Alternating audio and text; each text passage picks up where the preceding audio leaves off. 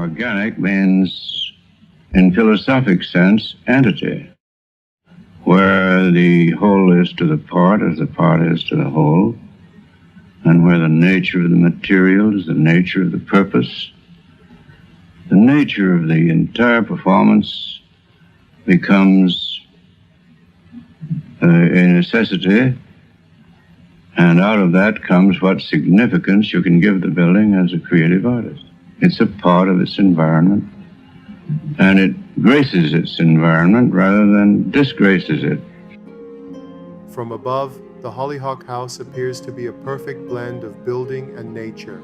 Frank Lloyd Wright designed it for Aline Barnsdall between 1919 and 1921. It sits proudly on top of Olive Hill and overlooks the city of Los Angeles. The design marks a shift away from his earlier prairie style towards something he called California Romanza. It combines forms inspired by ancient Mayan temples with the openness of Japanese architecture. The house is built around a central courtyard, expressing Wright's concept of organic architecture, where the structure and its environment work in harmony.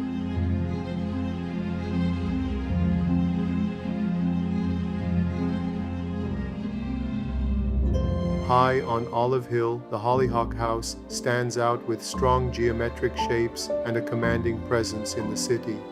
The slanted walls and repeating hollyhock patterns reflect how Wright drew inspiration from nature. This view reveals how Aline Barnsdall envisioned the house as more than a residence. She dreamed of it becoming a beacon of creativity and progressive thought in Southern California. The outer courtyard functions as a thoughtful transition between the outside world and the inner sanctuary.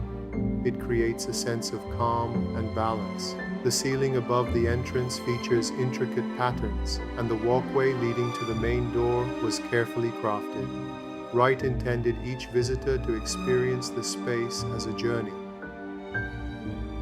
The main entrance is marked by large, heavy concrete doors, each weighing around 250 pounds. These substantial doors convey a sense of significance and invite you into one of Wright's most deliberate and imaginative designs. A long hallway with glass walls overlooks the courtyard, filling the space with natural light and providing views of the garden. At the far end of the hallway, a white sculpture draws your attention.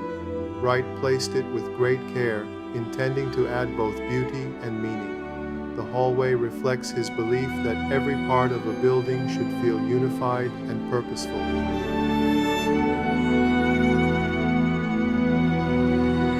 As you walk through the courtyard, the hollyhock flower appears carved into many elements of the structure.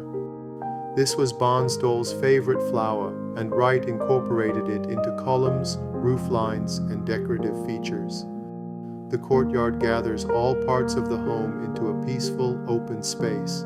It is filled with light and air, open to the sky, and from above, it is clearly the heart of the house, a serene and welcoming place that brings everything together.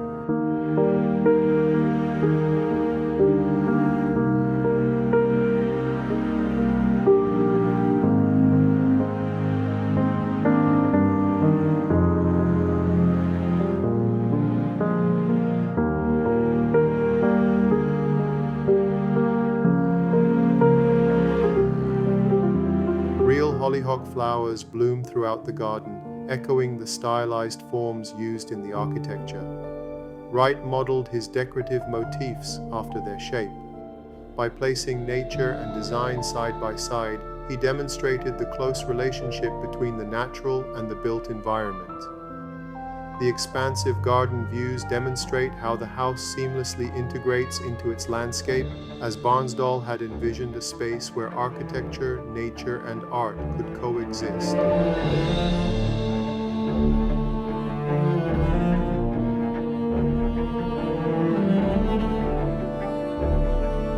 The terraces feel like outdoor rooms, naturally extending from the interior of the home. The hollyhock pattern appears again, carved into the concrete, reinforcing the visual language.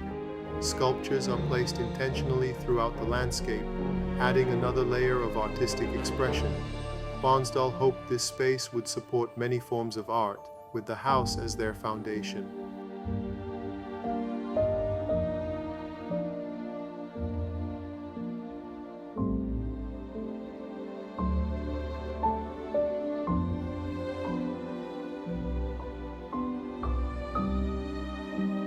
The doors and windows contain intricate geometric designs within the glass.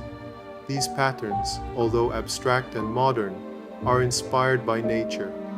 They reveal how closely Wright considered every detail, making even the smallest elements beautiful and integrated into the overall vision. As the sun begins to set, the courtyard transforms. Warm light casts a golden hue over the concrete, illuminating the carved designs. As evening falls, soft lighting reveals new shapes and shifting shadows, exposing the sculptural character of the house. Wright used light like a painter uses color, shaping how we perceive the space throughout the day.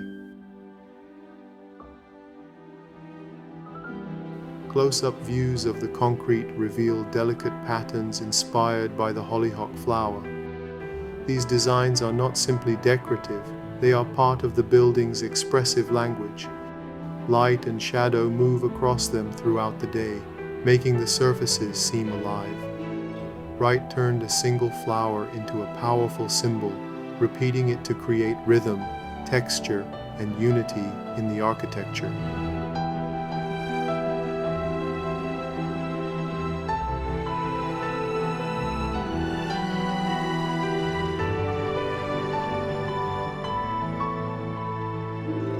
Outside, a quiet reflecting pool rests beside curved seating that resembles a Roman theater.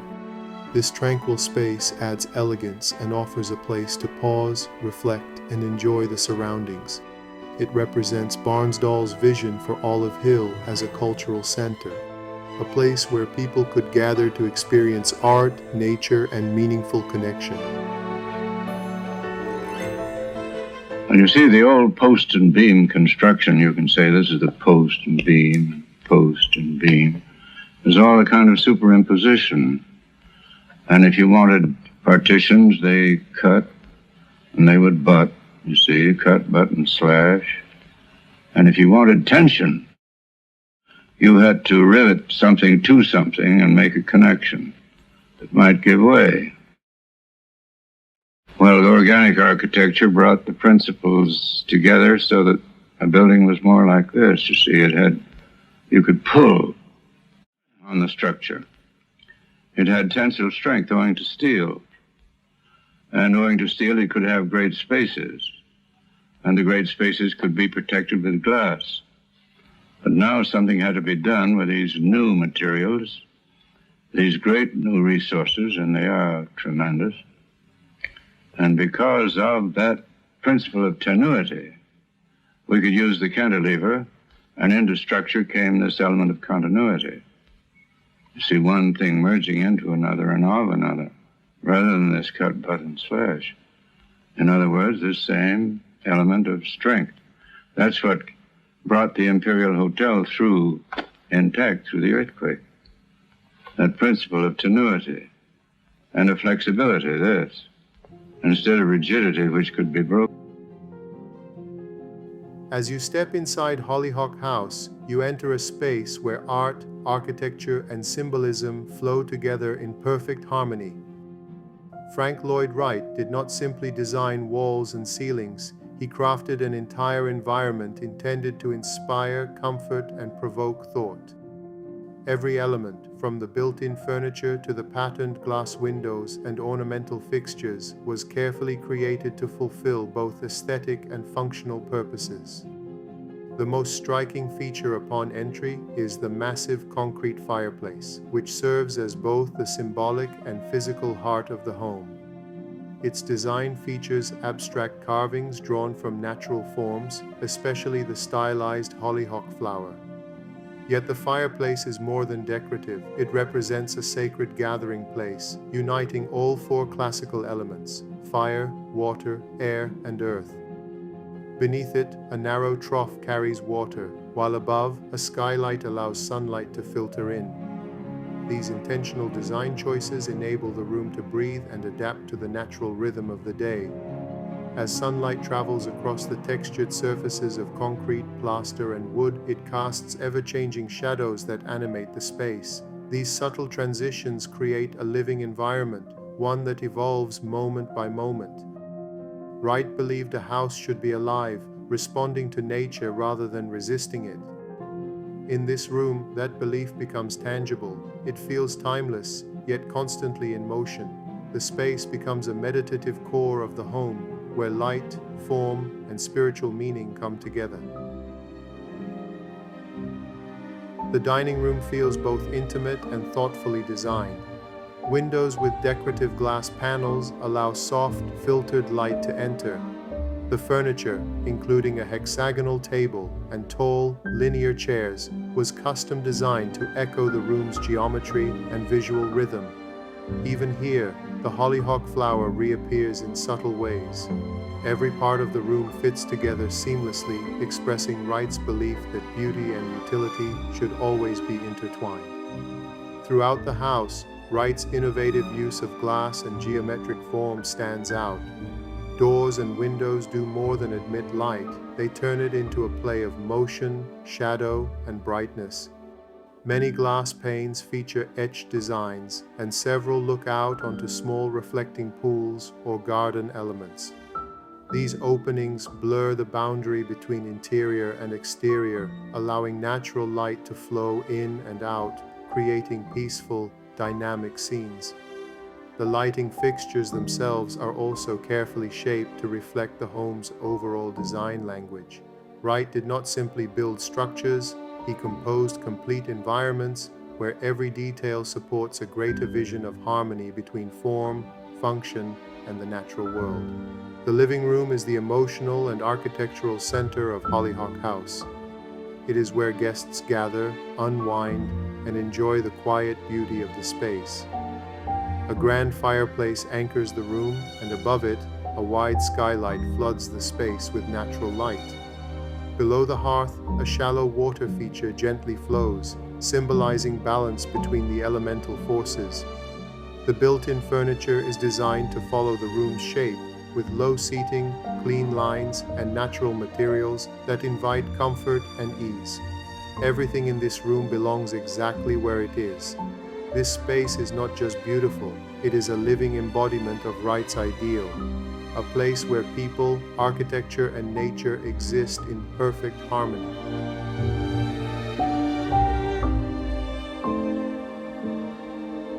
The kitchen, though modest in size, is thoughtfully designed. Though primarily functional, the kitchen still feels like an extension of the overall design vision. Wright believed that no space, however utilitarian, should be excluded from the artistic and architectural expression of the home, and this room proves that idea true. The library offers a quiet and contemplative retreat within the house. Built-in shelves filled with books wrap around the space, while thoughtfully arranged furniture invites both reading and conversation. It is a space designed to nurture both the mind and the spirit, an embodiment of Wright's belief that a home should feed intellectual curiosity as well as emotional comfort. A closer look at the living room reveals how each component works in harmony. The fireplace, furnishings, and decorative elements are not separate features, but parts of a single unified composition. Large windows draw sunlight deep into the space, shifting its appearance throughout the day. Built-in benches and shelving offer both function and flow, maintaining an open space while serving practical needs. The floor and walls feature the hollyhock motif, seamlessly integrating the room into the broader visual theme of the house. For Wright, beauty was never isolated. It was always part of a larger rhythm, like the flow of music or the cycles of nature.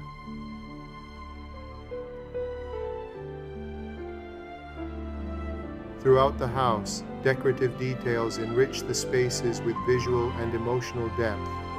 Glass doors and windows are etched with abstract designs that change character as the light moves across them. Carved wood panels and brightly colored carpets introduce layers of texture and warmth. The hollyhock motif appears again and again, reminding us of the guiding theme that ties the house together. These elements are not simply ornamental, they invite touch, stir feeling, and remind us that a home should awaken the senses as well as provide shelter.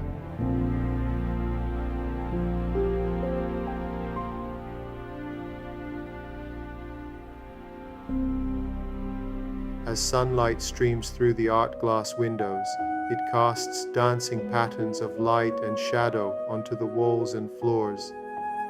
These soft, ever-shifting shapes give the house a sense of motion and life. This is not static architecture, it is an immersive experience that connects you with time, light, and the natural world around you. High above the fireplace, a large skylight captures daylight and directs it into the heart of the home. It draws the eye upward and fills the space below with warmth and energy. This thoughtful design elevates the fireplace from a focal point to a spiritual center. Wright did not want to simply brighten a room, he wanted to bring the sun itself into the core of the house. This skylight is a clear example of how he wove together structure, symbolism, function, and poetry. It serves as a reminder that a home should be filled with light, alive with intention, and rich in meaning. The deal was pretty well fixed. I was pretty sure of my ground and my star, and I saw no occasion. You see, early in life I had to choose between honest arrogance and hypocritical humility. I chose honest arrogance and have seen no occasion to change even now. We are pursuing the same center line through all changes, and I'm confident that the principle of our work, which is its heart and center line, is really the ideology of a democracy. And if democracy is ever to have a free architecture, if it's ever to have freedom, have a culture of its own, architecture will be its basic effect and condition, and I believe we have the center line of that architecture for freedom and for democracy.